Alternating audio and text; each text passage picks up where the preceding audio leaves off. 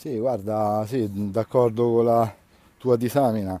Il discorso è che secondo me le prestazioni non erano mancate neanche nelle ultime partite. Purtroppo però alla prima difficoltà uscivamo dal campo e quindi di conseguenza poi con il livello e gli avversari che si trovano era poi facile insomma non rimontare più il risultato.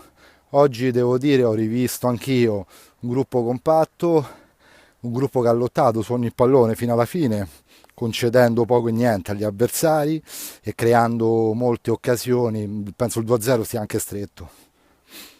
Quello che adesso dobbiamo fare è non guardare la classifica, cercare di ritrovare un'armonia sia di squadra sia di gioco che già da oggi abbiamo poi ritrovato e cercare di portarla più a lungo possibile, partita dopo partita. Poi la classifica aspettiamo 3-4 partite, poi rincominciamo, insomma, iniziamo a vederla e vedremo a che punto staremo.